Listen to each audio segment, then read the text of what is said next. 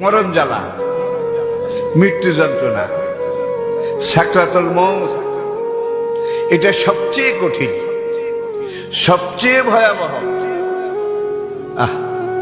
নবীজির সাকরাতুল মউত শুরু হয়েছে। আজরাইল আলাইহিস সালাম নিতান্ত আদবের সাথে নরম ভাবে নবীজির সিনা মোবারকের উপরে ডাইন হাতটা রাখলো, ডাইন হাত, জান কবজ করার জন্য। নবীজি উহ করে একটা চিৎকার দিলেন। মালিকুল মউত আজরাইল হাতটা সরাই নিল।